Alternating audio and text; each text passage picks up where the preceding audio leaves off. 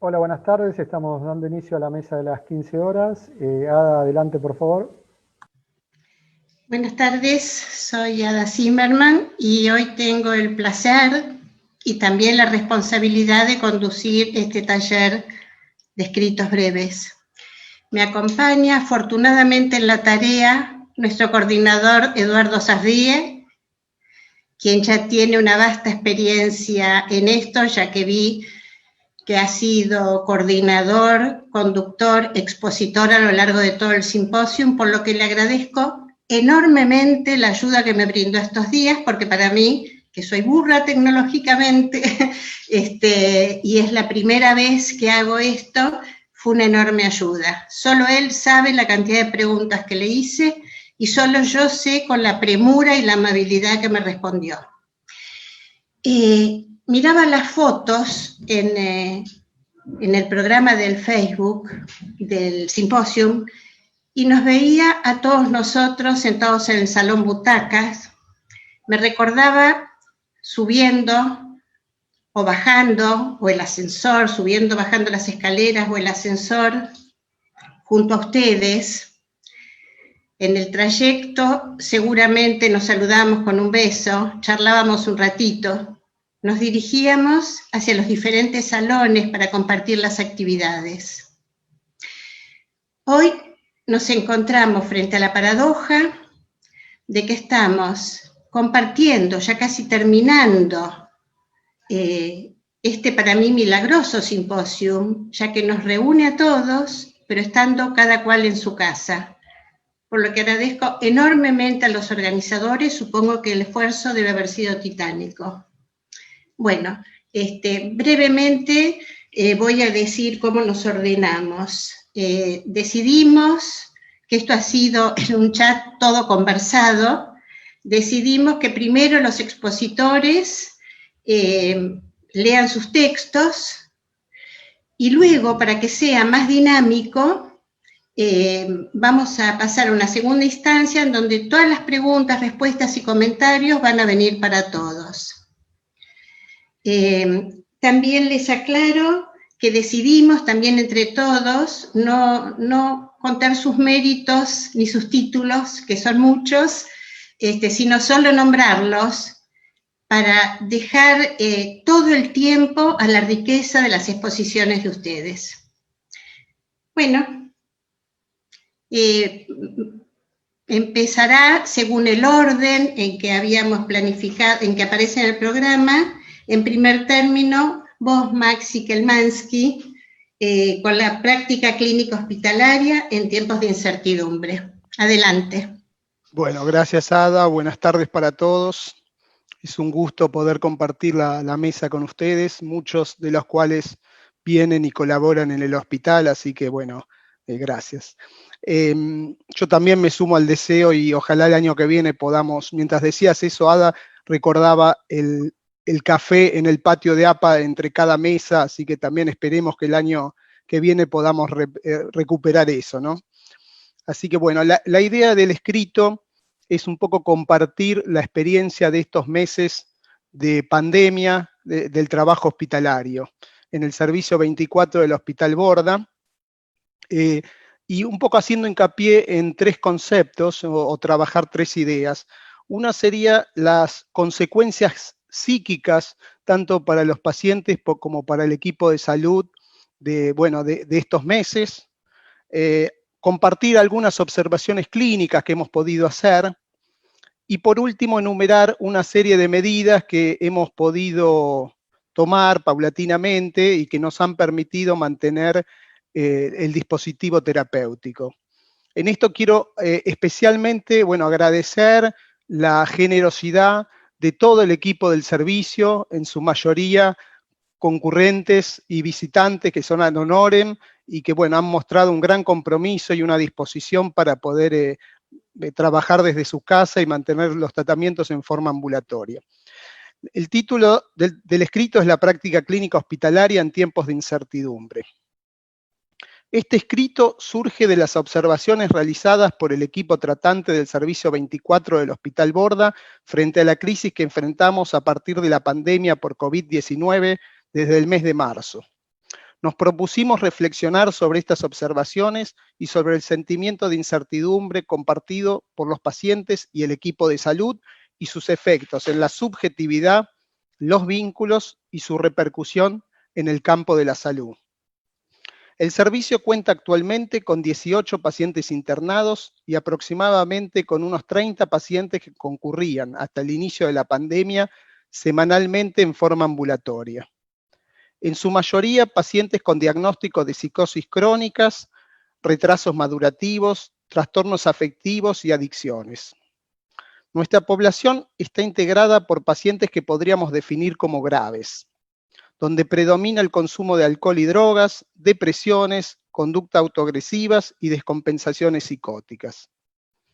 En nuestra experiencia, tomamos lo referido por García Badaraco en relación a que la disociación que presentan muchos de nuestros pacientes en el hospital no está determinada solo por su historia psicopatológica, sino por un campo sociofamiliar fuertemente dividido.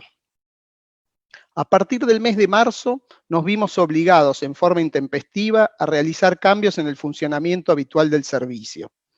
Así dejaron de concurrir visitantes y concurrentes quienes sostienen muchas de las actividades asistenciales individuales y grupales del servicio, como talleres de musicoterapia, lectura de diarios, taller de literatura, asamblea de convivencia, asamblea multifamiliar, taller de arte y reuniones de equipo, que se realizaban en el servicio hasta esa fecha.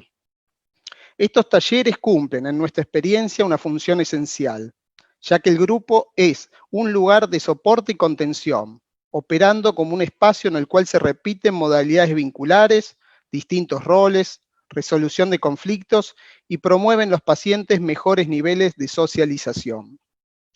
La ausencia de estos profesionales puso en evidencia la falta de recursos humanos en el ámbito de la salud pública. Se tomaron medidas institucionales según protocolos para identificar a pacientes en riesgo.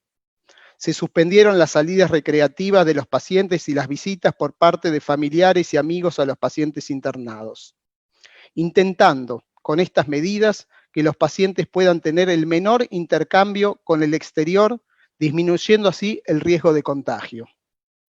Frente a esta situación de crisis y angustia que enfrentamos todos, podríamos decir que un sentimiento que afloró tanto en el equipo terapéutico como en los pacientes fue un fuerte sentimiento de incertidumbre. Nos proponemos pensar sus efectos en la subjetividad y los vínculos tanto en los pacientes como en el equipo terapéutico. Janine Puget nos dice: todo sujeto necesita pensarse sobre bases coherentes, previsibles, estables, como una forma de protegerse de la intromisión de lo ajeno, con su correlato de imprevisibilidad, lo que se torna defensa contra la incertidumbre.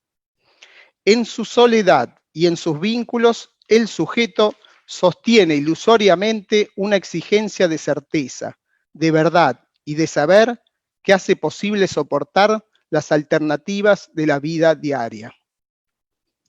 Para determinar la significación del concepto de incertidumbre, veamos qué dice el diccionario.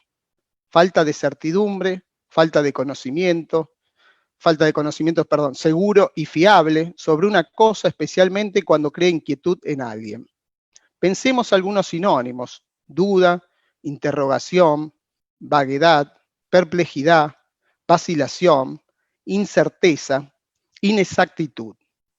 Esta enumeración ya nos introduce en el clima emocional que podemos detectar cotidianamente en los pacientes y en nosotros mismos en estos días.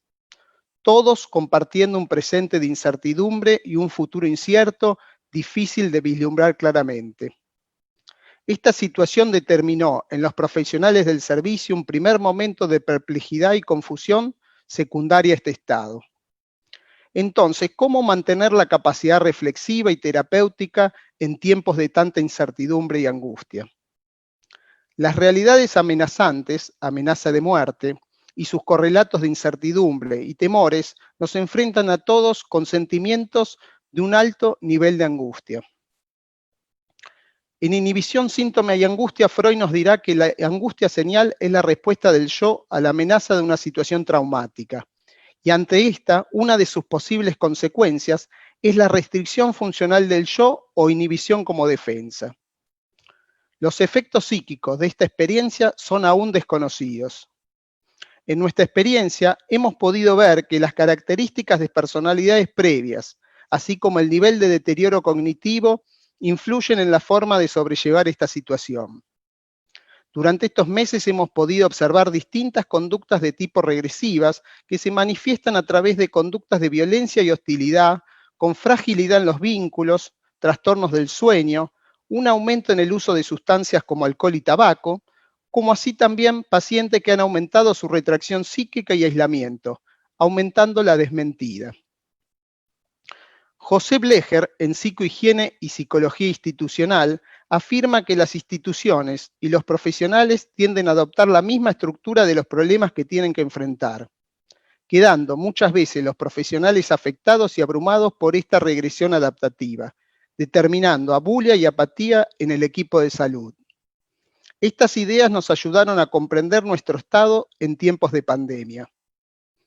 Así, ante la dificultad de lograr la representación psíquica de lo nuevo, pensamos que tanto los pacientes como los integrantes del equipo de salud caímos durante los primeros meses de la pandemia en un estado de desesperanza y aislamiento.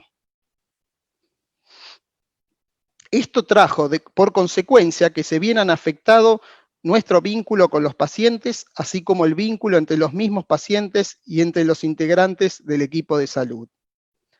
Paulatinamente fueron pasando los días, pudimos empezar a pensar, a hablar y reflexionar entre nosotros y con los pacientes sobre los cambios sucedidos y sus posibles consecuencias, intentando de esta forma que los pacientes puedan poner palabras donde antes existían incertidumbres. Se implementó un control clínico diario por enfermería según protocolos para identificar y derivar a pacientes en riesgo. Se comenzó con una asamblea semanal donde se trabajaron aspectos relacionados al cuidado y prevención de la enfermedad. Se trabajó con gráfica para informar a los pacientes sobre medidas de prevención del COVID-19. Esta información debe ser fidedigna, cuidando de no sumar efectos negativos o ansiógenos a través de un mensaje realista, claro, conciso y de fácil lectura. Se habilitó una línea telefónica para intentar promover el vínculo de los pacientes con sus familiares y allegados, y así estos pudieran realizar el envío de pertenencias a los pacientes. Se entregaron barbijos a los pacientes enseñándoles sobre su uso, así como otras medidas de prevención. Los pacientes que requerían irremediablemente salir del hospital lo han hecho con algún acompañante terapéutico, quien de esta forma, además de contener y acompañar al paciente, podía trabajar sobre medidas de prevención y cuidado del paciente. Se realizó una reorganización de la sala de internación con el fin de obtener una distancia óptima entre los pacientes. Se habilita una línea telefónica para restablecer los tratamientos psicoterapéuticos de los pacientes en forma telefónica y por videollamada. Esto se vio dificultado por no contar el servicio con Internet. Se restableció la terapia multifamiliar con pacientes internados, pacientes externados y sus familias en forma virtual. Estas medidas enumeradas, pensamos, reforzaron los vínculos entre los pacientes y nosotros, dando de esta forma, tanto a los pacientes como al equipo tratante, mayor certidumbre en tiempos de alto nivel de angustia e incertidumbre. Ante lo disruptivo de esta crisis, se intentó con estas medidas dar sentido al contexto, intentando, por ejemplo, contextualizar y reflexionar sobre medidas de cuidado y prevención, tomando en cuenta las individualidades e historia singular de cada paciente. Con estas medidas intentamos también poner de manifiesto el rol del equipo de salud mental en la comunicación, prevención y tratamiento ante situaciones de crisis. Lo imperioso del trabajo grupal e interdisciplinario, estas medidas no hubiesen sido posibles de implementar sin la activa participación de todo el equipo de salud, y la importancia de contar con programas y recursos terapéuticos sostenibles en el tiempo. Bueno, muchas gracias.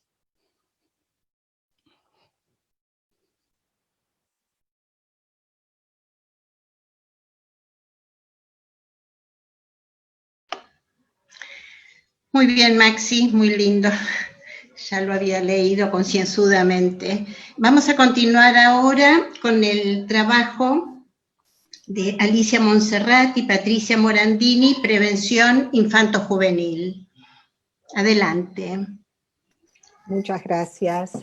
Buenas tardes a todos y a todas. Antes que nada, gracias a la comisión organizadora del Simposio de APA y a su comisión directiva por tantas generosas propuestas y darnos la posibilidad a participar a mi compañera y a mí en este espacio donde abundan ideas que se encarnan en prácticas transformadoras para impulsar miradas más respetuosas desde el psicoanálisis social con la singularidad y la subjetividad. Nuevamente agradecidas Alicia y yo por esta disponibilidad de encarnar voces en este sentido.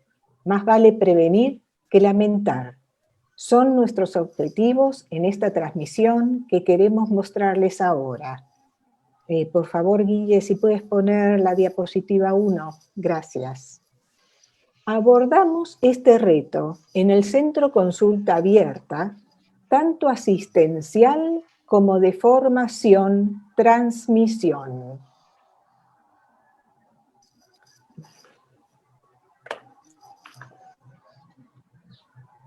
Con el deseo de promocionar y prevenir con un espacio nuevo en el impulso de prácticas transformadoras en salud mental. Es un espacio común en el que nos hemos ido encontrando y reencontrando profesionales del ámbito de la salud, la educación, los servicios sociales o el derecho de familia. Justamente hoy es el Día de los Derechos de la Infancia, motivados por comprender a niños y adolescentes, sus subjetividades en constitución y construcción. Planteamos intervenciones y abordajes a las cuestiones que se presentan como dificultades para la población infanto-juvenil, tanto en los diferentes ámbitos, la escuela, la salud y la familia. No queremos, por desgracia, como ocurre, que niños y adolescentes sean protocolonizados, etiquetados, medicados, sin que nadie los haya escuchado, sin que se haya atendido a sus contextos, a su historia, ni se haya realizado ningún intento por comprender sus padecimientos y asistirlos de otro modo. El criterio de salud nos reenvía a la concepción del hombre. Esta publicación es el resultado del trabajo de un proceso de elaboración en los talleres de prevención en salud mental infanto-juvenil, que se han dictado a lo largo del 18, 19 y 2020 bajo la coordinación de Alicia Monserrat y en el mío propio, en el Centro Sanitario Consulta Abierta. A lo largo de estos años han participado en los talleres semanales y mensuales alumnos de grado de Psicología de la Universidad Europea y la Universidad Nacional de Educación a Distancia, alumnos del Máster Universitario de Psicología General Sanitaria y Máster en Psicología del Desarrollo Infanto-Juvenil de la Universidad Europea.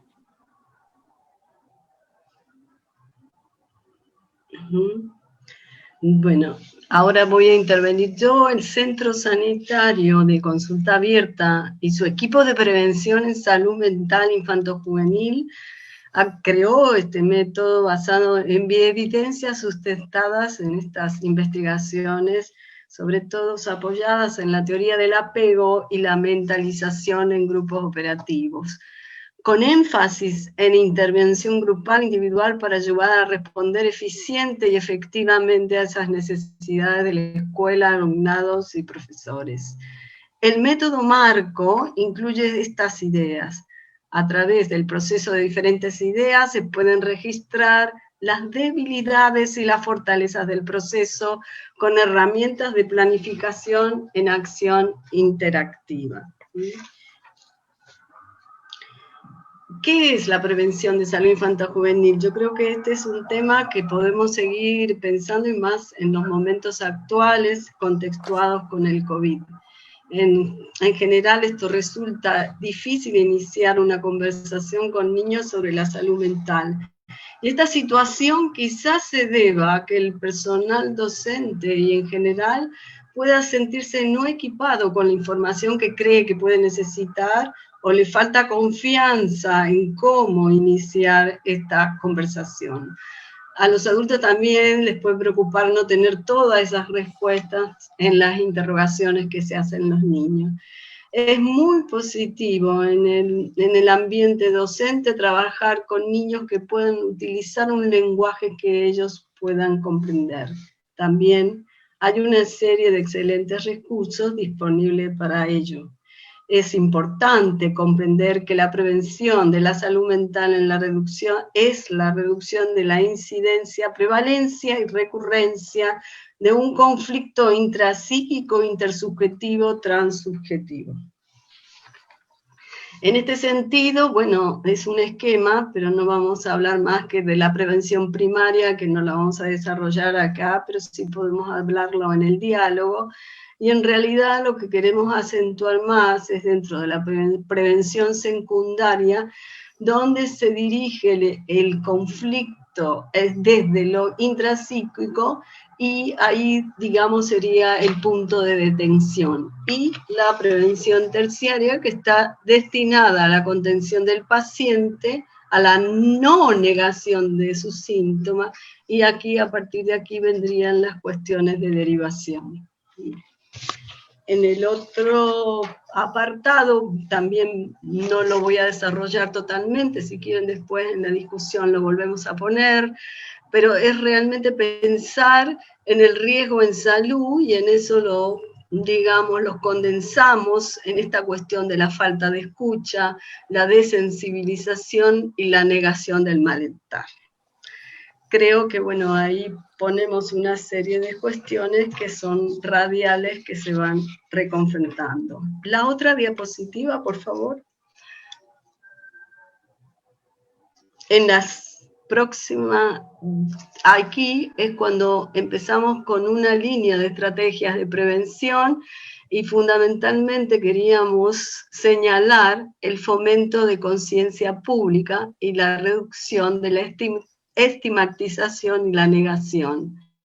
En ese sentido, podemos plantearnos el fomento de la autoconservación y la formación de lazos grupales y de grupos operativos. En esto queremos incidir en la formulación de políticas y medidas de protección hacia las poblaciones más vulnerables. Y con eso tenemos que potenciarlo a través del trabajo grupal. De algún modo, esta implementación de programas de detención temprana hacen espacio para la mentalización, y en este sentido, y acá incluimos algo que específicamente está sucediendo en este momento en España, en Madrid, donde se trabaja con la figura del supervisor, que más que supervisor están llamándole consultor. Pasamos a la otra. Sí, voy a seguir yo en el sentido de las estrategias. Todas estas estrategias tienen unos postulados que hemos pensado para pensar en comunidad. Primero, liderar el cambio. Se necesita un liderazgo y visión para provocar los cambios. Las ideas ayudan a colocar la salud mental en el centro. Es necesario incluir estos conceptos en los planes de educación para mejorar las clases a diario, las tutorías y las asambleas grupales. También ayudan a construir una cultura que apoya el bienestar, la cooperación y la resiliencia. Trabajar juntos. Estas ideas ayudan al proceso de incluir a todos juntos en conjunto, profesores, estudiantes, padres, familias, orientadores escolares, inspectores educativos, cuidadores y servicio de salud mental. Estas ideas crean una comunidad en el colegio para la promoción de la salud mental infanto-juvenil. Este principio tiene un objetivo para sentirse respetados y acompañados tanto del cuerpo docente como del alumnado. Es una comprensión porque es una necesidad. En una clase de 30 adolescentes es posible que 4 tengan problemas de salud mental, 1 puede haber perdido a un padre o a un familiar, 6 pueden haber sido víctimas de acoso escolar y 5 se pueden estar haciendo daño a uno mismo. Este proceso ayuda a identificar y apoyar a los niños con sus necesidades. Además, se establece un apoyo al alumnado eficaz, asegurándose de que los estudiantes están siendo escuchados, contribuyendo al bienestar del colegio y de sí mismos. Si promovemos el bienestar a través de este método, podemos guiar en un rango de recursos de pensamiento para ayudar a la promoción de esta salud mental en el colegio. El método se incluye en asambleas, carteles de información y el contacto personal. También se encuentran herramientas para crear espacios seguros para que la salud mental y el bienestar sea prioridad de todos. Esto quiere decir que sea prioridad en la institución educativa, sea la sección que sea, tanto primaria, infantil o secundaria, y no porque también universitaria. El apoyo a los profesores, y creo que ahí es también un objetivo, crear un ambiente donde los alumnos puedan prosperar. Es vital apoyar a la comunidad educativa. Este proceso ayuda a todos a sentirse apoyados y seguros en promocionar la promoción de esta salud mental para todos los alumnos. El proceso ofrece ideas prácticas y simples que se pueden utilizar en el momento. Las técnicas son para profesores, psicólogos educacionales, maestros, orientadores, educadores, trabajadores sociales. Fueron pensados con expertos en salud mental y es importante que el proceso lleve su ritmo propio. Haciendo cambios pequeños, pueden construirse en el tiempo en una verdadera transformación sostenible.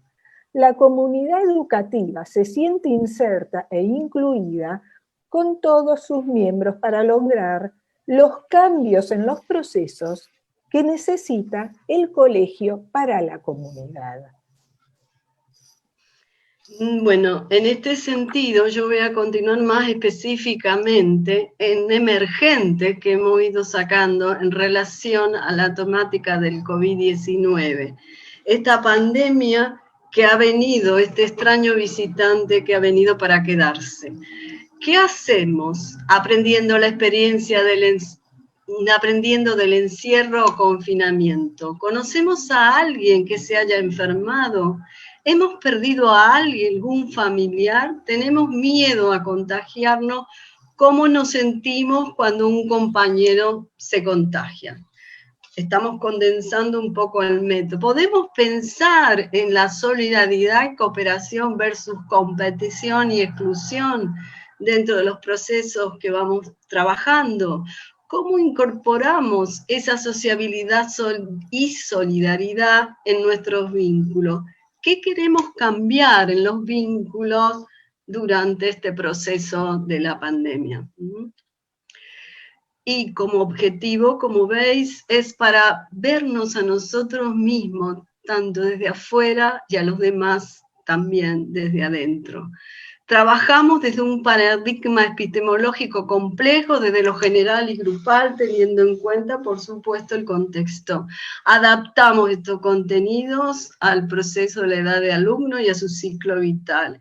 Y desarrollamos en este método de prevención mediante la mentalización en los grupos operativos para internalizar los deseos, creencias y necesidades, tanto nuestras como de los otros, permitiendo conocer su subjetividad y sus manifestaciones.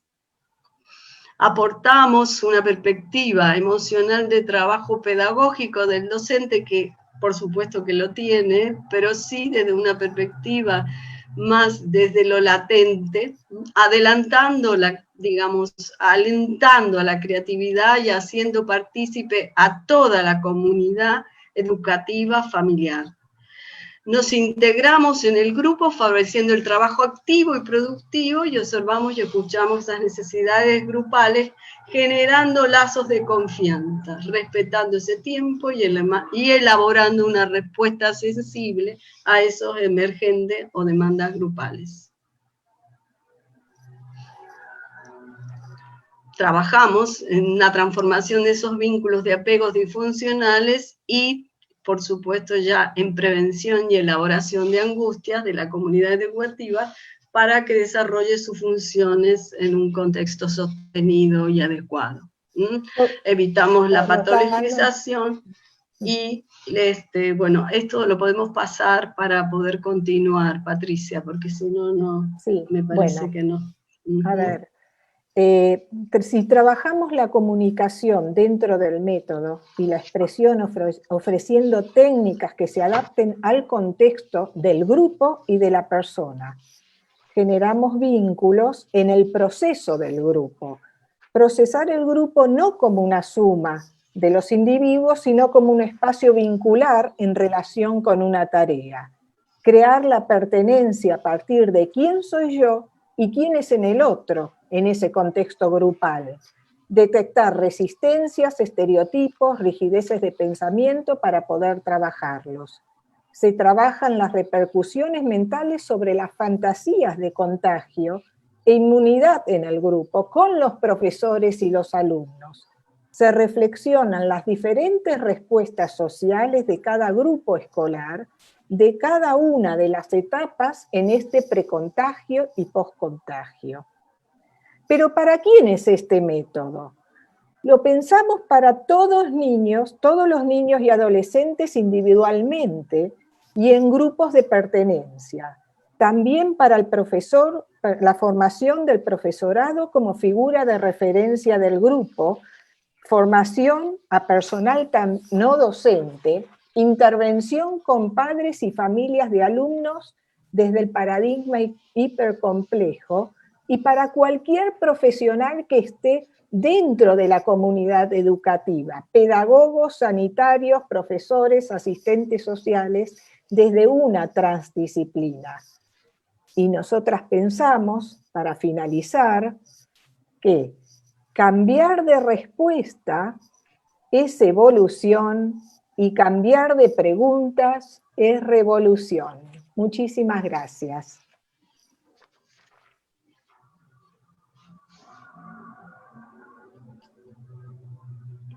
Muy bien, muchísimas gracias a ustedes. Vamos a continuar ahora con el grupo de investigación sobre psicosis.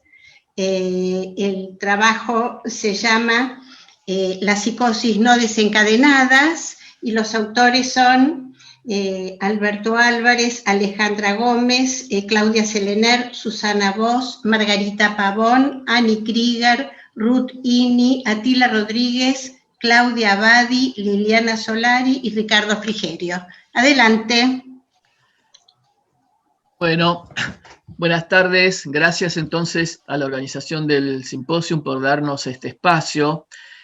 Quisiera presentar al grupo. Hace más de 3 años que empezamos a trabajar el tema de la psicosis no desencadenadas, en principio la prepsicosis. Y este es un trabajo fundamentalmente emergente del trabajo grupal de estos 3 años, ¿sí? 3 o 4 años. Entonces nosotros nos centramos, por decirlo así, en textos un poco marginales del psicoanálisis clásico, para también tratar de entender una clínica particular, muy actual, que son las psicosis que no se desencadenan, las psicosis que no tienen delirios, que no tienen alucinaciones, pero que son estructuras psicóticas y tienen ciertas particularidades. Y nos interesa porque a veces en nuestro consultorio esto nos puede llegar a confundir en la clínica, no darnos cuenta de qué estructura estamos, porque son pacientes que se presentan en un como si neurótico, donde nos puede llevar a veces años o eclosiones clínicas graves para darnos cuenta de qué estructura se trata. Dadas las dificultades durante este simposium, siempre nosotros presentamos casos clínicos, pero esta vez hemos decidido presentar la discusión de dos textos literarios. Uno es el de Marguerite Duras, El arrebato de Lolstein, y otro es otro famoso texto que muchos lo habrán leído, El extranjero, de Camus, escrito durante la guerra. Vamos a tratar de presentar aspectos de estos dos libros, y la idea es poder centrarnos en la clínica esta que nosotros tratamos de estudiar y de seguir viendo, basándonos en estos dos textos literarios que nos parecen muy, muy interesantes. Así que bueno, ahora le doy la palabra a Ale Gómez. ¿Qué tal? Buenas tardes. Bueno, yo me sumo a los agradecimientos que dijeron mis compañeros, a la asociación, a la comisión de este simposio exitoso, y a mis compañeros con los que armamos este grupo. Yo voy a leer un PowerPoint que es el producto, es una síntesis del escrito breve y de las muchísimas intervenciones que quisimos transmitirles. Yo ahora voy a compartir el Power y lo voy a ir leyendo. Ahí. Ahí. Debería...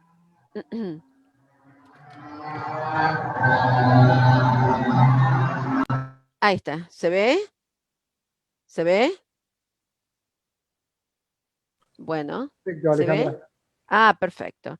Bueno, esta es la presentación de nuestro grupo. A ver si puedo. No lo puedo pasar. Ahí está.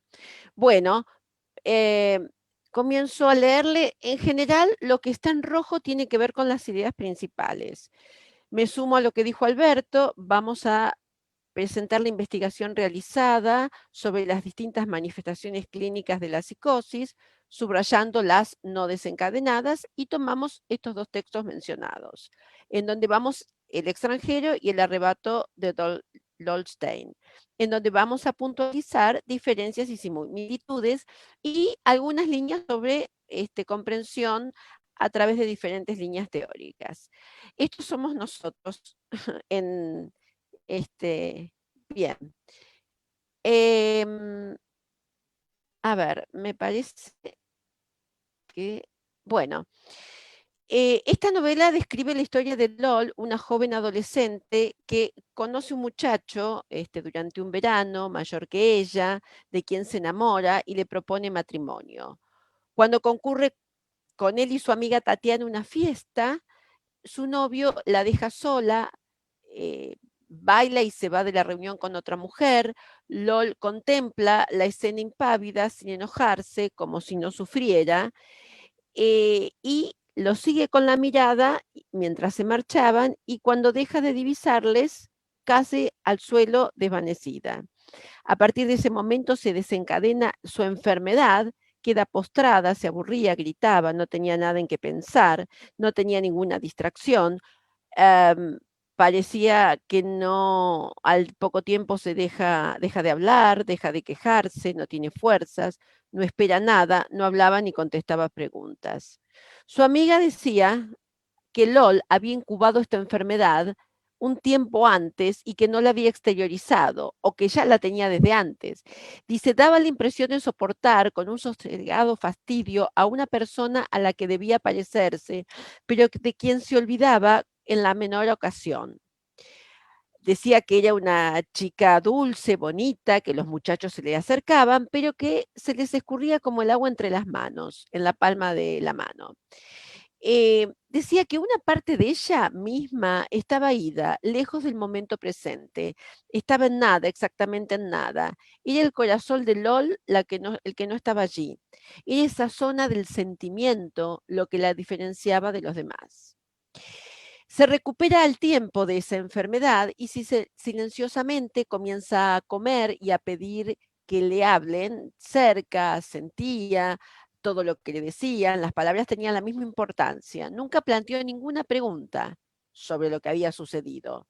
Sale una noche, conoce a Jan, comienza una nueva vida, se casan, tienen hijos y conviven por 10 años. Todo esto en una ciudad distinta en donde estaban, ¿no? En apariencia era otra persona, lo limitaba, pero ¿a quién? ¿A los demás? ¿Al mayor número de personas posibles? LOL jamás habló de su relación anterior ni de la escena del baile. Era como si nunca hubiera existido. Tiempo después, ella retorna a su ciudad, sale de paseo, observa una pareja pasear por su jardín y oye la expresión de una mujer que dice muerta quizá. Al poco tiempo comienza a dar largos paseos como si buscara algo. Divisa un hombre, lo sigue, descubre que éste entra a un hotel de citas para encontrarse con su amante y comienza a pasar tiempo observando a lo lejos, desde la ventana, en donde el hombre aparece y ella sabe que el amante es su amiga Tatiana, ¿no? Reitera la mirada de esta escena. Hasta aquí, sí, estoy bien, es el resumen de LOL. Vamos al libro del extranjero. Resumido también. Meursault viaja a Marengo desde Argel para asistir al entierro de su madre, que permanecía en un geriátrico desde hacía 3 años. En el velatorio y entierro destaca su falta de emoción y expresividad. Pasa el velatorio, al día siguiente con su pareja, María, van al cine, pasan la noche juntos. Dice, le dije que mamá había muerto ayer, se estremeció un poco, estuve a punto de decirle que no era mi culpa, de todos modos uno siempre es un poco culpable. Se relaciona también con su vecino, Raimundo, que es un tipo violento que vive de las mujeres. Meursault accede a los pedidos de él con indiferencia. Me preguntó si quería ser su camarada, le dije que era indiferente y pareció quedar contento. Dice, también es indiferente a los golpes que Raimundo le daba a su amante, es más, testifica a su favor en una de las denuncias. En otro momento su jefe le propone un proyecto laboral en París, le es indiferente. Su novia le pregunta si quiere casarse con ella y le es indiferente, dice que podrían hacerlo si ella quería. Eh, En un momento, en una salida con Raimundo, la pareja, su propia pareja y otros amigos, en la playa, se encuentran y tienen un enfrentamiento con unos árabes. Uno de ellos tenía algo pendiente con Raimundo. En realidad era hermano de una de las mujeres que había maltratado a Raimundo. En ese momento hacía mucho calor, él sale a caminar, como insolado por el calor, y se encuentra con este árabe que, sosteniendo en forma amenazante un cuchillo, bueno, intenta atacarlo. En un estado de confusión, Meursault le dispara. Él tiene un arma que le había quitado a Raimundo para que no se meta en problemas, ¿no? Lo mata, dice, le tiré 4 veces más sobre un cuerpo inerte en el que las balas se hundían sin que se notara. Por este hecho es arrestado, sometido a varios interrogatorios, pero no colabora con su defensa, sostiene la actitud indiferente. Le ofrecen un abogado para su defensa, busca comentarios sobre Meursault en el geriátrico en donde muere su madre, el abogado, y lo describen como un insensible, con un carácter taciturno y reservado. Y responde, no tengo gran cosa para decir, por eso me callo. Bueno, es encarcelado por este hecho, leo un poquito más abajo, llega al tribunal, tampoco está nervioso, está desafectivizado. En su defensa, Meursault dice que no había tenido la intención de matar al árabe, que había sido a causa del calor, ¿no? Que la insolación lo confunde, se siente mal. Bueno, finalmente lo declaran culpable con sentencia de muerte y espera en su celda la ejecución. Hasta ahí los relatos de estas 2 obras literarias. Algunas líneas de comentarios. Bueno, el doctor Álvarez desarrolla las siguientes líneas. Obviamente en ambos textos se trata de seres desafectivizados, deshabitados, extranjeros, ¿no? En sus conductas estas conductas han sido incubadas previamente. Son indiferentes y los episodios que generan las crisis parecen descargas somáticas. LOL cae desvanecida. Meursault cae preso de un estado, podríamos decir, de despersonalización, con mareos e insolación. LOL parece presentar un momento de desorganización del que sale con una identidad mimética. El marco de la ventana es una referencia a un fantasma no constituido, intentando así ella misma organizarse. Se desestructura cuando caen las miradas, ¿no? En el baile. Lacan dice que al no estar constituida la imagen del cuerpo como propio, porque faltó esa mirada amorosa que le dijo, tú eres esa, LOL va a reclamar permanentemente ser constituida por esa mirada. Va por el mundo pidiendo que esa mirada la invista. Bueno, agrega, LOL no es LOL quien mira, aunque más no fuese por el solo hecho de que no ve nada, ella no es el guayer, el mirón. Lo que sucede la realiza. Meursault parece mostrar un estado más parejo de desafectivización y desconexión. Es extraño a haber matado y a su sentencia de muerte. El hecho traumático no desencadena un quiebre. Es él el que mira a los otros, los observa, los estudia. Estos pacientes pueden ser considerados normales porque no presentan delirios sistematizados, como dijo al principio Alberto, ni alucinaciones y su conducta se adapta al medio, pero parecen sobreadaptados, imitativos, ¿no? Encuadrarían en lo que Helen Deutsch llamó personalidades como sí. Bueno, algunas líneas para recordar lo que se llamaban personalidades como sí: trastorno emocional, relación con el mundo exterior empobrecida y con su propio yo vacío, ausente. No hay conciencia de esto, los otros lo perciben, es raro, le falta autenticidad.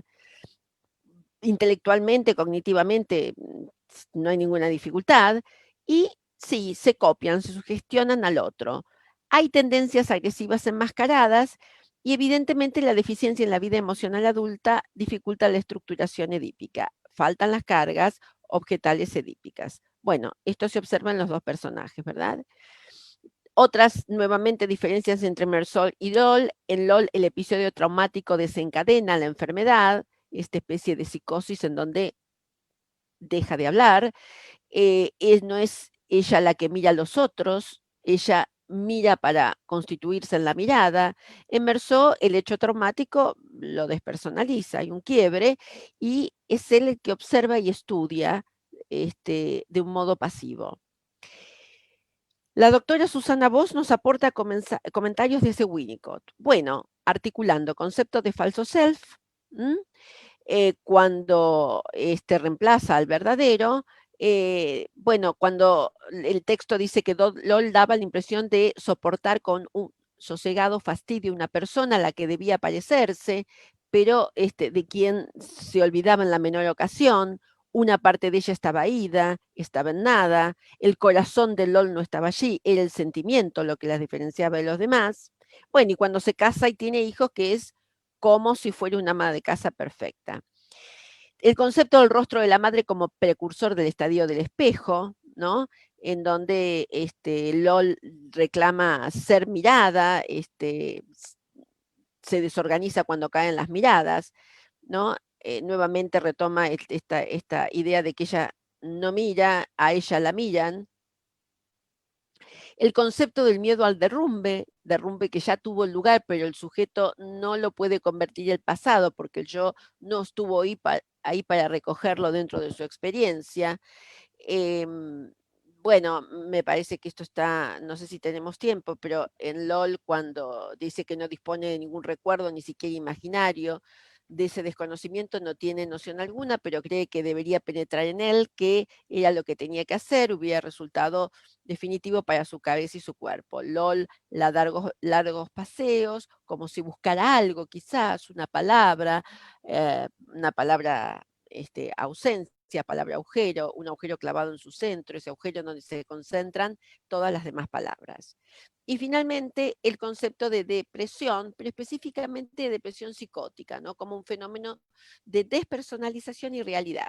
De hecho, cuando pierde al novio, pierde su cuerpo, pierden el objeto y el sujeto pierde parte de sí mismo. Ruth Ini nos nos trae y nos subraya esta versión del extranjero desde lo social, ¿no? En donde el juicio del extranjero y las reacciones y perplejidad del juez son básicamente por la indiferencia de este sujeto, ¿no? Las murmuraciones escandalizadas del jurado expresan el mismo sentimiento social. Mercer es un ser raro, siniestro, extraño, culpable. Bien, en ese estado él sostiene las verdades con perseverancia casi obscena, sin arrepentimiento, y esto lo lleva a una sentencia de muerte. Es un ser totalmente desafectivizado, parece la defensa como despersonalización. En la cárcel frente a Mary, que es su novia, en su desesperanza, la desconoce, aparece el dolor sin nombre. Bueno, y al final, en la escena final, aparece un brote de furia. Podemos pensar que esta arraiga en angustias que fueron en su historia inimaginables, una relación a la ausencia del padre, una madre ambivalente y ajena, sin apego ni confianza, angustias al decir de Winnicott que se transforman en odio, que lo lleva a matar y hacerse matar. Entonces,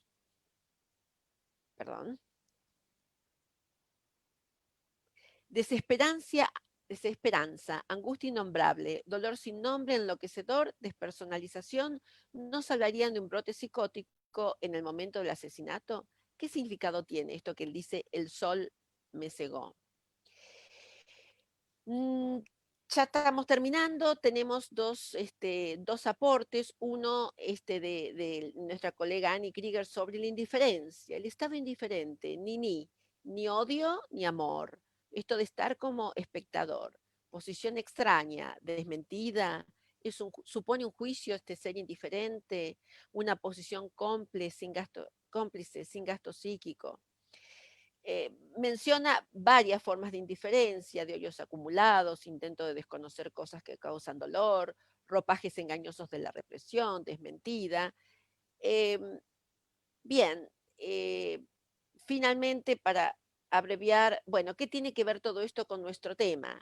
La indiferencia se entremezcla con la pasividad y esto la torna peligrosa. Posición subjetiva de alto riesgo, desamor y descuido de sí mismo. Finalizamos con una mirada desde lo vincular, psicosis y neurosis, ¿no?, emergentes de fallos familiares.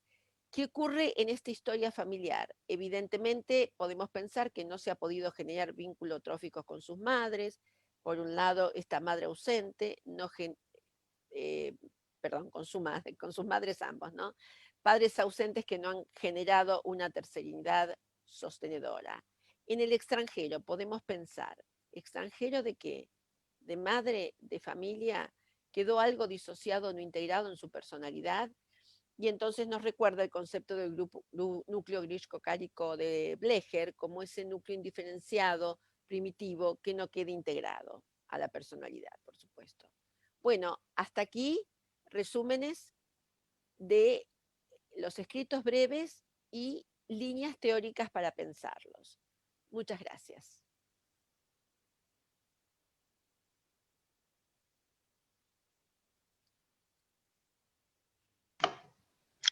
Muy bien, muy interesante. Eduardo, ¿hay preguntas en el chat?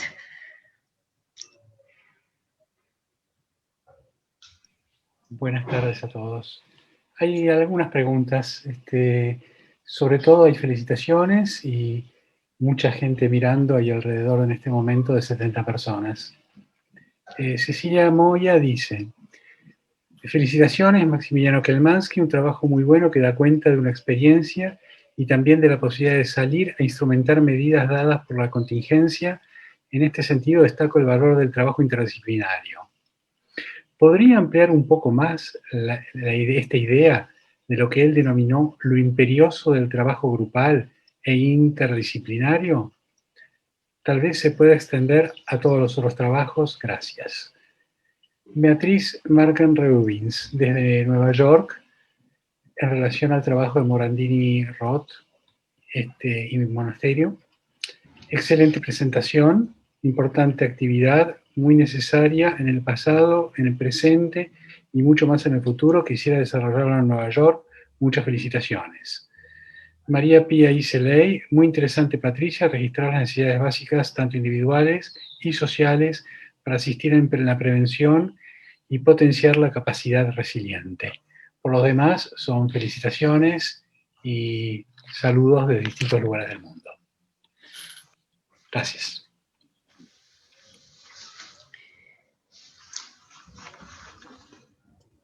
Si les parece, entonces, yo por las dudas formulé algunas preguntas, no solamente por las dudas, sino con deseo de saber algunas cosas.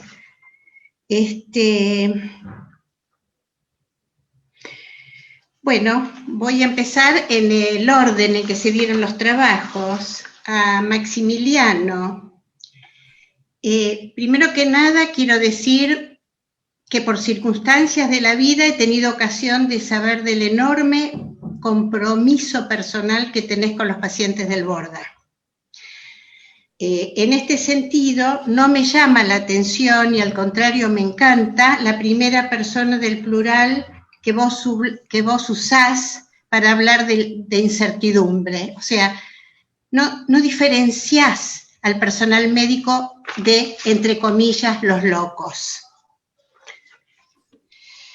Y bueno, eso es un comentario, pero me surgieron varias preguntas. Por ejemplo, vos dijiste los 30 pacientes externados que no pudieron volver, ¿qué pasó con ellos? Y también a manera de comentario, cómo me impresionó lo que decís de la salud pública, que ya todos sabemos que faltando los visitantes y concurrentes que cumplen esas funciones de hacer talleres para la gente internada, queda en evidencia la carencia de la salud pública, ¿no? Bueno, eso. ¿Querés contestar, Maxi? Bueno, gracias, Ada. Antes de contestar, una pequeña observación en relación a los dos trabajos y mi mirada desde la experiencia del hospital. Mientras escuchaba los trabajos, bueno, los desarrollos de prepsicosis vienen desde Catán y ha habido desarrollos muy distintos desde la escuela francesa, inglesa, etcétera, americana, pero seguramente cada uno con una nomenclatura distinta, con sus diferencias, pero que coinciden todos en las fallas tempranas, muy primarias, con fuertes escisiones y con dificultad de un yo, digamos, cohesionado, ¿no? Entonces pensaba un poco en relación a lo tardío que es la atención de la psicosis, por lo menos acá en Argentina, y el poco trabajo que se hace en lo que sería atención primaria, que todavía hacemos, incluso en colegas que todavía asocian la psicosis solamente o gran parte con lo que son los delirios y las alucinaciones, y no con todo ese proceso de desinvestidura y toda esa sintomatología que describían ustedes, con Alberto, Alejandra. Entonces, tomando un poco también el trabajo de las colegas de España, la importancia, quería traer, de la atención primaria como políticas de Estado, de trabajar con la escuela, con los padres, trabajar con pediatras, ¿no? En relación a hacer una pronta identificación de posibles de personas en riesgo, ¿no? Eso, bueno, un poco en relación a lo que fui pensando mientras las escuchaba. Y en relación, bueno, lo que preguntaba Cecilia Moya, bueno, también sería como muy largo, un poco el trabajo, me parece interdisciplinario, la idea en el hospital, la complejidad de los casos hace que imperiosamente debamos trabajar con un grupo grande de profesionales y distintos, desde asistentes sociales, terapistas ocupacionales, por supuesto terapeuta, psiquiatra, médicos clínicos, etcétera. Porque, bueno, nosotros no solamente tenemos que abordar el tema psicopatológico, sino todo el déficit que genera eso, tanto en lo que tiene que ver con las fuertes, digamos, decisiones familiares, como el déficit social, ¿no? Entonces incluye, desde que trabajamos, cuando vemos un paciente, muchas veces desde el inicio hay que pensar en un subsidio, cómo resolver el tema habitacional a la externación, cómo, bueno, cómo resolver el tema de una pensión, etc.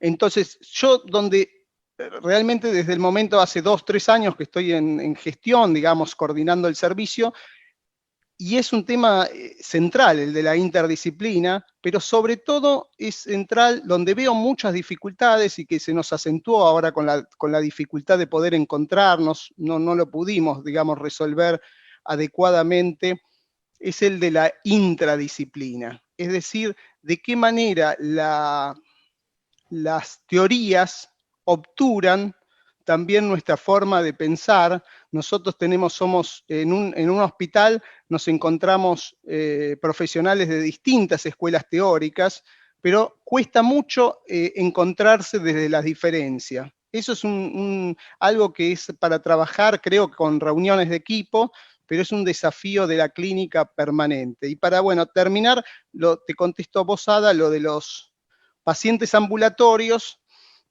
Bueno, hasta la pandemia eran pacientes, no todos son pacientes que fueran externados, algunos son pacientes que directamente hicieron tratamiento ambulatorio, es decir, que antes de la pandemia venían al servicio, y desde la pandemia lo que se implementó es que estamos yendo adelante del hospital a poder ver a los pacientes, y los pacientes seguimos con la atención ambulatoria, pero por supuesto, bueno, intentando que los pacientes vengan lo menos posible, porque los pacientes requerían, aunque en plena aislamiento, requerían venir a buscar la medicación. Entonces se les daba, en vez de cada 15 días, una vez por mes, pero bueno, era necesario igualmente que concurran al hospital. Por ahora dejo acá, como para contarles un poco. Bueno, te agradezco porque en realidad yo con el nerviosismo me olvidé de decir que mi objetivo era que esta segunda parte sea absolutamente dinámica y que se pregunten también entre ustedes o que comenten los trabajos de los otros.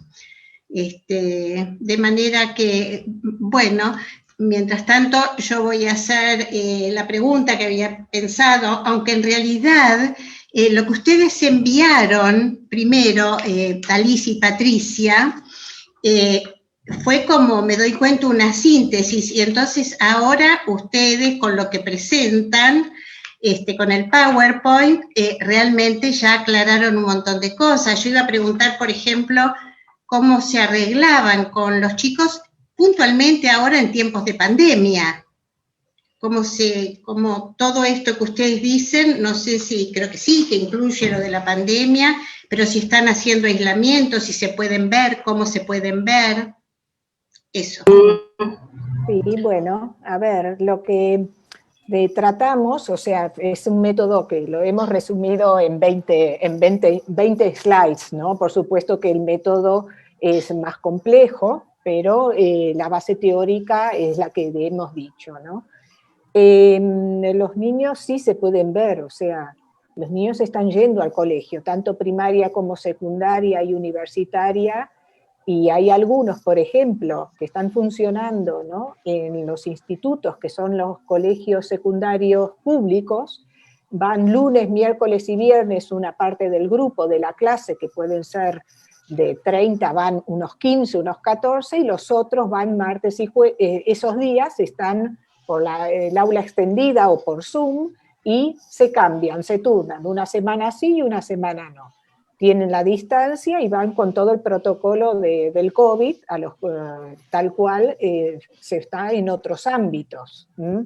El tema es que este método, lo que nosotros queremos hacer es crear puentes, e introducir, ¿no?, el tema de la prevención en salud mental dentro del ámbito educativo, para que pueda ser pensado. De ahí que también cuando se trabaja en un aula, en una asamblea, el tutor está en tutoría, entre comillas, como dicen aquí en España, en tutoría, pueda establecer un vínculo con el grupo, pueda establecer un vínculo personal con algún alumno que tenga algún tipo, ¿no?, de problemática, y esto pueda ser resuelto en un timing que tiene que ver con el grupo y con el sujeto que aparece la problemática, ¿no? En este sentido. Entonces, hay también una detección precoz, y esto es el puente, ¿no?, para los dos trabajos que he escuchado yo en este momento, que hemos escuchado todos.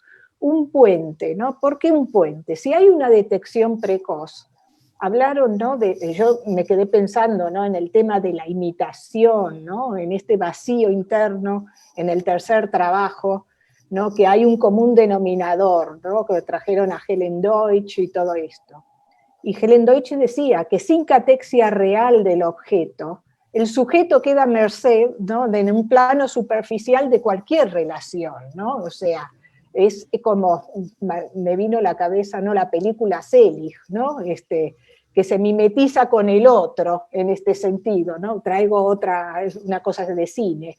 Pero hacer esta detección precoz del falso self, de que un alumno contesta no en boca de otro, todo esto lleva a un trabajo grupal, y por lo tanto, si hay una detección precoz, un problema de aprendizaje, se ve y se puede detectar y hacer una derivación. Entonces, la enfermedad o el supuesto problema emocional no se instala y queda ahí permanentemente en el tiempo suspendido hasta que es escuchado. Por eso traje ese ejemplo, ¿no?, de la clase 4 pueden tener tal cosa, 3 pueden tener tal otra, ¿no? Estas cosas, detectarlo en la asamblea cuando aparece una problemática escolar. Y esto desde infantil.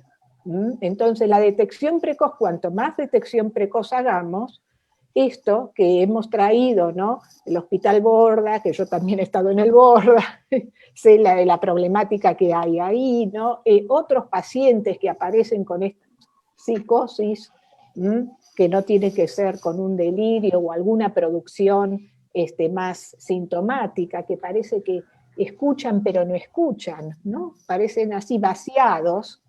Esto se puede ver también cuando hay un alumno que escucha o no escucha, no es que está desatendiendo.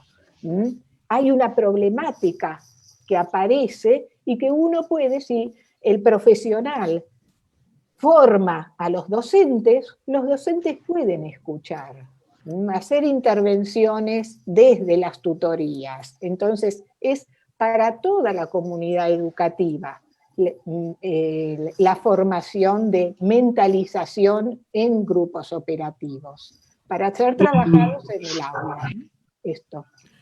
Quería decirles que en este grupo y estas presentaciones, bueno, me han encantado, sobre todo porque además de tener una concepción con respecto al vínculo y a lo grupal y al proceso, me parece interesante que todos estamos tratando de procesar y poner palabras a todos los sufrimientos. Entonces, bueno, me he sentido muy cómoda y creo que de algún modo en este proceso de trabajo que hacemos, poner sobre todo en este simposio, es como que recordamos, elaboramos y tratamos de no repetir, como decía Freud, ¿no?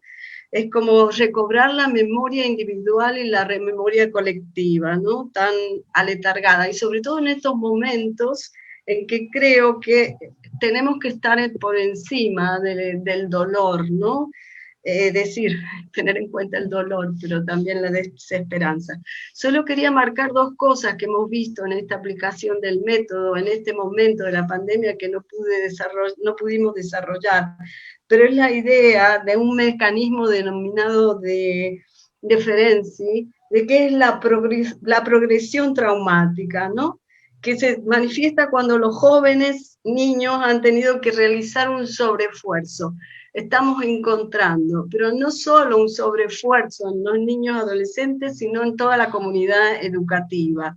Por eso todo lo que ha estado diciendo Patricia tiene una vinculación. Y otra cuestión que hemos encontrado como un efecto de esta investigación son todas esas angustias de separación y de invasión, sobre todo, que podríamos decir angustias muy primarias, se han convertido en algo ambivalente en los niños y adolescentes, o se están convirtiendo, ¿no?, en una tendencia hacia la regresión y justificada ahora por los acontecimientos, y una progresión personal, una sobreadaptación, que me ha interesado mucho lo que habéis comentado del falso ser, de la indiferencia, de un montón de conceptos. Agradezco muchísimo estar en este momento con este panel.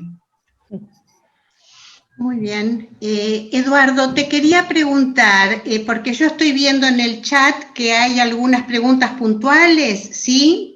Por ejemplo, de algunos integrantes mismos de este taller a otros, porque yo también tengo algunas preguntas para hacer al equipo de psicosis. Adelante con el diálogo entre los que están en la mesa. Claro, eso me parece. Que no pregunten en el chat, sino que se pregunten. Está bien, Annie Krieger había preguntado a Maxi. ¿Sí?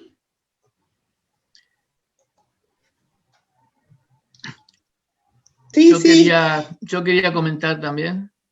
Sí. Dale, Ani. Ah, no, porque escribí ahí justamente para no hablar. Claro, sí, que haga la pregunta, Ada tiene que hacer las preguntas. Bueno. Claro. Claro, Annie Krieger te pregunta si las preguntas son de la mesa, háganlas acá porque el público las ve. Así se favorece el diálogo entre los integrantes de la mesa. Adelante, Ani. Bueno, ¿qué tal? Bueno, también quería agradecerles a todos por el simposio. Bueno, no me voy a extender, me sumo a los agradecimientos. Maxi, quería saber si hubo una tendencia en los pacientes del hospital más a la compensación, a la reestabilización que la COVID puede, digamos, estimular, o si has visto mayores desencadenamientos. Esa es la pregunta. ¿Contesto ahora o hacemos otras preguntas primero? No sé. Me parece que Ruth y Alberto quieren hablar también. Primero, Alberto. Sí. Bueno, no, yo quería rescatar también lo lindo de esta mesa. Primero nos parecía que no tenía mucho que ver los trabajos, pero la verdad que sí, y me alegro de eso. Y me parece que, bueno, desde la práctica hospitalaria, desde lo que nosotros trajimos de la clínica y ustedes desde la prevención educativa, hay algo que nos une y que es esto que ustedes dijeron, las prácticas transformadoras, ¿no? ¿Cómo estamos abocados a eso desde nuestros lugares de trabajo, nuestras ideas, nuestros pensamientos? Me parece que eso es una identidad común, ¿no? Y lo otro es que me parece que por lo menos desde la clínica de la psicosis, nosotros lo que estamos proponiendo y muchos de los autores que estamos estudiando, lo importante es la invención, ¿no? No tanto lo que pasó, sí es importante revisarlo, pero desde el terapeuta facilitar la posibilidad de la invención, de que algo nuevo aparezca. Y me parece que esto es algo común a los tres ámbitos estos de trabajo. Y lo que decías vos, Maxi, de la intradisciplina, en nuestro grupo tenemos en acto algo de eso, porque la verdad que tenemos distintas orientaciones teóricas. Freud, Lacan, Winnicott, Bion, Klein, más desde lo transsubjetivo, y cada uno puede aportar y armar al final algo interesante y más coherente clínicamente. Nos interesa eso, ¿no? Lo que funciona en la clínica. Y bueno, me alegro que hayas traído lo de García Badaraco, porque es una de las cuestiones, me parece, un autor argentino que ha traído un cambio en la clínica de la psicosis muy importante. Yo empecé a trabajar con él siendo muy joven y Y bueno, un tema que nuestro grupo y otros que van a participar vamos a desarrollar el año que viene es la psicosis y el lazo social. Esto nos interesa mucho. Bueno, nada más por ahora. Perdón, a mí me quedó una pregunta para las colegas españolas, cortita. Quería saber cómo, si ustedes implementan también el dispositivo en las clases más desposeídas, ¿cómo es? ¿No? Bueno, a ver. Yo quería también contestarle a Maxi esto que decía. En principio, cuando hacía la descripción de los pacientes, hablaba de perplejidad, hablaba de confusión, como rareza también, ¿no? Como de extraños, de extrañamiento, y quizá esto tenía que ver con el efecto de lo traumático que hablamos en los trabajos sobre psicosis. La otra cosa que me parece interesante es esto de hacer hablarse y escucharse a las distintas teorías y abordajes. Es todo un trabajo de conciliar, pero también de establecer puentes entre Winnicott, entre Green, entre Bachetto, usamos mucho, trabajamos mucho en el grupo. La otra cosa es que esto de, hay una cosa que nos interesó mucho respecto a la locura, que es el motivo por el cual trajimos estos dos trabajos de estos pacientes, de estos personajes de los libros, que es que está muy bien descrito esta cosa de la rareza, de los locos lúcidos, que es un tema que no está tan tratado, porque es difícil ponerlo en casillero. Incluso Bachetto tiene un capítulo muy interesante que dice, en búsqueda del casillero perfecto. Dudábamos sobre si es afectivizado o desafectivizado totalmente el personaje de Marcel. Entonces, una cosa que se pregunta Bachetto es cómo se los arreglan algunos pacientes para permanecer sin que se desencadene la estructura psicótica, teniendo una estructura psicótica. O sea, qué artilugio usan y cómo de alguna para la clínica, para la prudencia en la clínica. Él llama a veces a la cierta psicosis normalizada, que muchas veces habla de los excéntricos, que ya hablaba Freud, ¿no? Para no romperse la excentricidad. Y de esta forma, el lazo social ayuda, pero muchas veces tratan de encajar y ser alojados, pero no pueden estar alojados, se los expulsa. Eso es como lo más difícil de trabajar, esta rareza que se encuentra en muchos pacientes, ¿no? Considerada como un tipo de locura. Bueno, yo le quería contestar a Ani, que había hecho la pregunta por escrito, ahora la veo aquí y ahora la ha formulado ella, ¿no? Es un método para cualquier tipo de población. Es más, hay un método parecido, que no es igual a este, que lo están implementando en Inglaterra, y son 2000 y pico de colegios ya. O sea, y justamente es para lo que se dice, bueno, agarrar, ¿no?, la población que va en todos los tipos de estratos. Aquí no hay diferencias, es un método que se puede aplicar para cualquiera.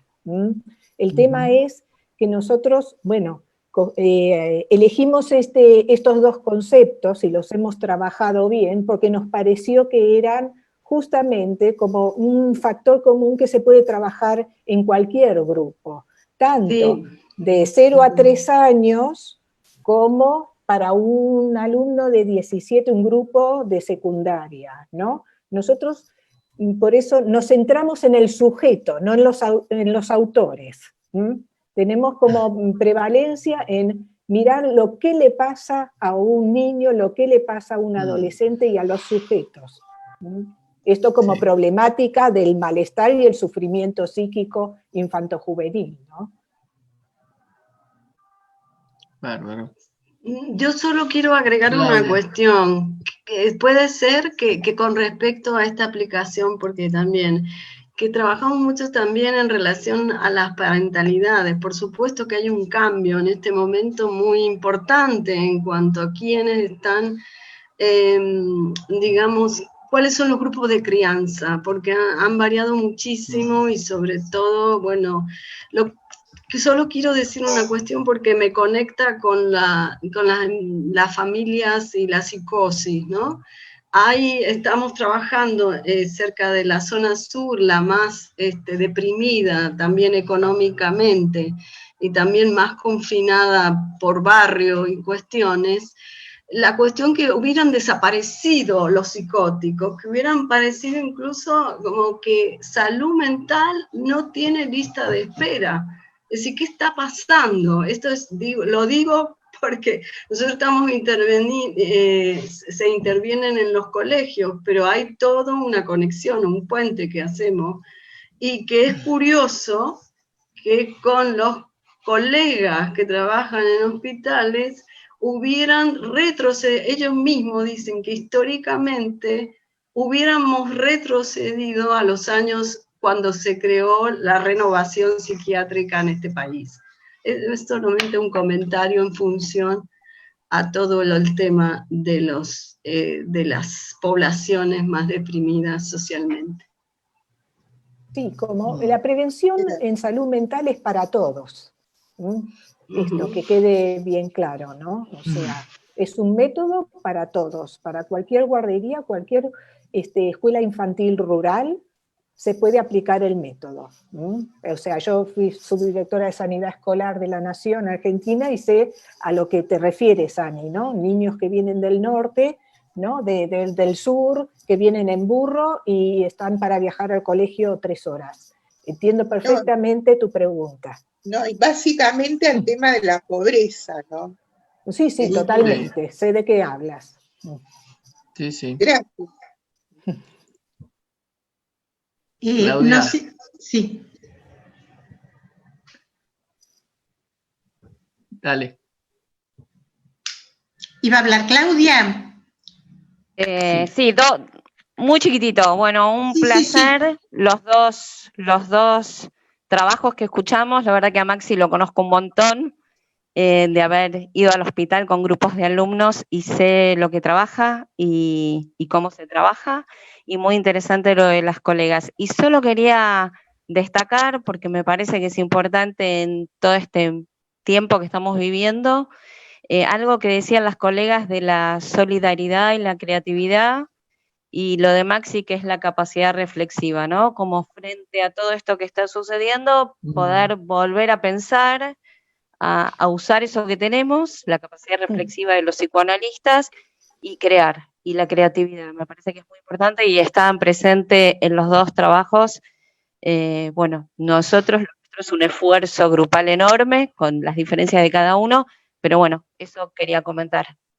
Por eso es una revolución la que hay que hacer, una revolución social, ¿no? Totalmente de acuerdo. Meterse ahí, por eso terminamos la frase así. Bueno, en realidad ya casi... ¿Alguien quiere decir algo más antes de que cierre?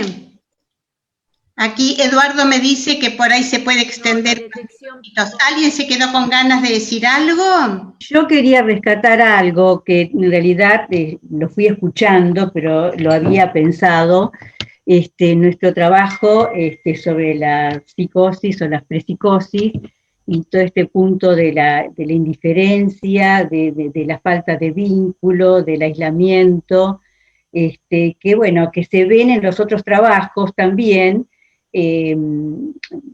Trabajo en el hospital, trabajo con los grupos en edad escolar, es decir, la importancia de lo vincular cuando hay algo muy lesionado, digamos, en los sujetos, y cómo pueden ser rescatados a través de los grupos terapéuticos, de los grupos multifamiliares, o a través del otro, tan sencillamente como eso, ¿no? Como sacarlo de ese lugar es decir, lo sanador que tiene la grupabilidad y el lazo social, ¿no?